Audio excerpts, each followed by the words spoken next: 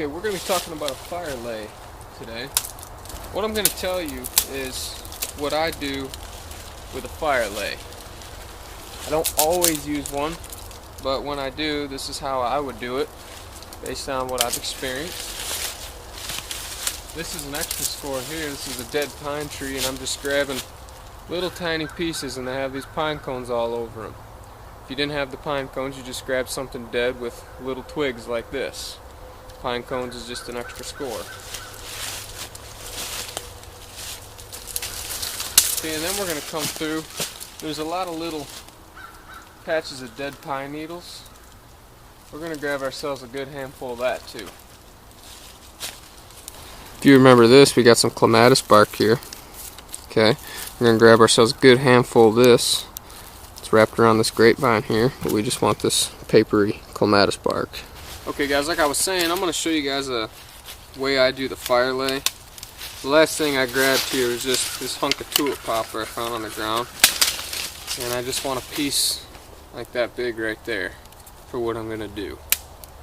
Okay, we can use this, tulip poplar is good to throw on because it's a light wood and it burns good too. So, and you'll see why, because it's going to become part of your fire lay. What I call like the backbone. Okay, first let's talk about, generally a fire lay is just something that's prepared beforehand before you get flame. So when you put your tinder bundle inside of it, or if it's already inside of it, it'll just take the flames and throw them right up the bundle. Okay, and it's already ready made and it should take off for you. The dangers of just taking sticks and just bundling them together and then pulling them over top of your tinder bundle is, if that wood's kind of wet, you're dealing with a wet situation, you could put your hard worked ember out by doing that. You could smother it even if it's dry. You could smother it and put it out, which you possibly could just blow it right back into flame. But a way to avoid that is to just simply stick a stick in the ground at an angle like this. Okay, that took no effort whatsoever. This is just one extra step to take to make your fire lay that much better and more effective. Okay, because if it was wet, it's kind of sprinkling. Everything's still pretty dry, but it is kind of sprinkling on and off all day. What I'm going to do now, and I scored with these pine cones, okay? That's just an extra, a bonus. Nice dead pine tree with all these pine cones stuck to it still. It doesn't have to be anything fancy. I just want it to be good enough where there's some air in there. Okay, so I'm just stacking it. You can see I'm making kind of an A-frame is what I'm doing.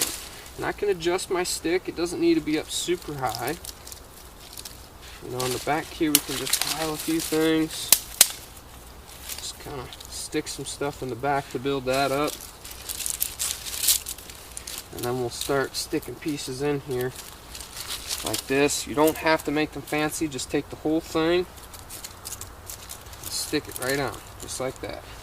Okay, this will allow good airflow in there, and it'll allow your small flames to get these small twigs ignited, because it's going to be able to burn. You don't have to risk rolling this on top of your tinder bundle, because you don't necessarily want to do that.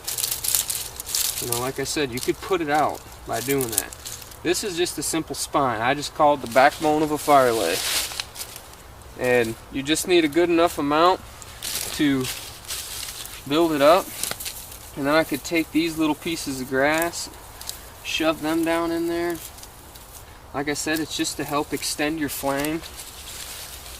I just picked a few blades of grass, dried grass in. See, and we can just stuff them right where our flame's going to be, and it's going to start burning, and then set these pine cones on fire. Set a couple more on top.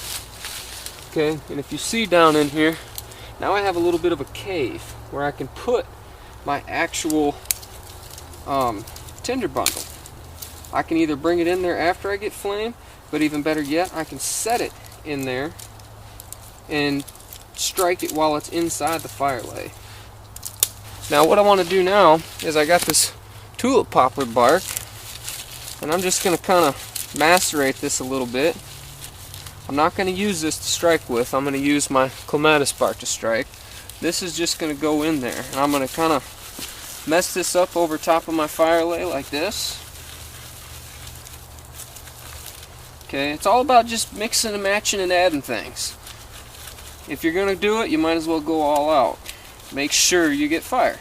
And it is best to use these in most cases just because, you know, it's less risk, I guess. It can be risky if you're rolling it on top of your tinder bundle, but it should be alright if you have your tinder bundle already in there and strike it, you know, like this. This just adds that support so you can do it real easily. Okay, so what I'm going to do with this stuff is kind of tuck it up in here. That's another flame extender. I'm going to put it right above where I'm going to have my tinder bundle. Okay, and that's just going to keep them pine cones a burning.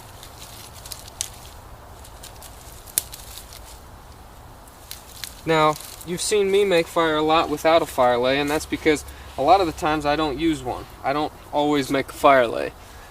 Most of the time I'll have a tinder bundle and I'll have little twigs ready and I'll burn them, like, you know, get 3 of them going, like hold it above the flame, set them in there, grab a couple more, you know, a little bundle of twigs, set it over the flame, get them going, lay them on, and then I just keep building it that way. I've always had success that way and it works just fine. But this is just another way to make fire if you want to do it efficiently, and you want to make sure you're going to get that flame. Because in this situation I know this is going to burn. Okay, I'm going to strike it and it's going to start on fire, and I can let it burn for a little bit and then start putting my bigger pieces on.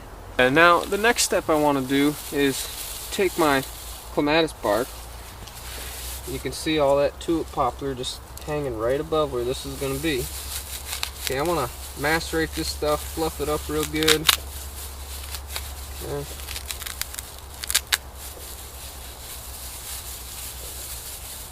This stuff takes a spark quite well. Okay, I'm just going to stuff all that right in there. And then I have all these dead pine needles that I'm going to shake right up here. And I'm going to tuck a few of them right on top of this tinder bundle. Okay, leaving myself a place to strike right in the center of it. Okay, so that leaves me with a nice fire lay. It's got airflow because it's held up by that backbone. So now all we got to do is strike this thing. Now I've got a nice pile of wood back here that I can use, ready to rock and roll. Just let this catch on fire and start laying little ones on it to dry out and burn. Okay, it's pretty simple. Just to give yourself a good brace, get that ferro rod right in there and get a good strike on them fibers in there. Okay, took a couple strikes. Now this should all just burn. It should just set everything on fire for me. Okay, I don't want to have to touch it at all. If you set it up right, you don't have to touch it one little bit. It's just going to do its thing. It's like an engine now. It just runs.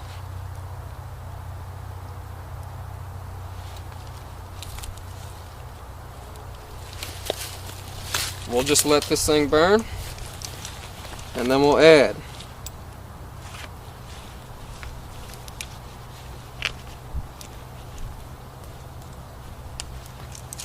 And while this thing's going off here, that gives me a moment to just make sure I put my knife away and put my ferro rod back on my belt. Okay, because we don't want to leave that stuff in the ground, because you'll never find it if you do.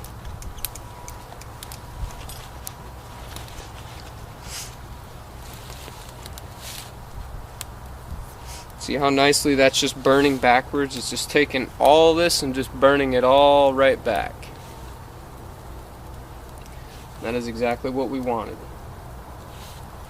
Now, since it's burning good, I can take some of this smaller stuff that's bigger yet, but it's not too big, and it's pine, so it's going to burn really well, and I can just start laying little X's and stuff along here. Lay one in the back. Basically just crossing all over. And that'll start getting this hot big wood burning. Okay, there wasn't very much work involved here in this.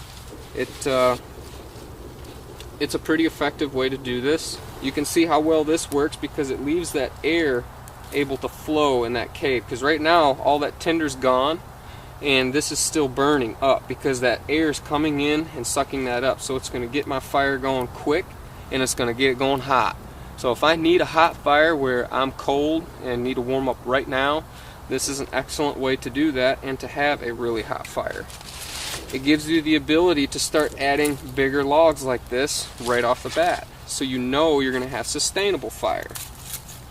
Alright, you put that backbone in there, it's worth it, because it's going to stay in there, it's going to burn as it goes, and it's going to stay stuck in the ground back here where there is no flames yet, so it's going to continue to hold this up. So it's an excellent way to do a fire lay.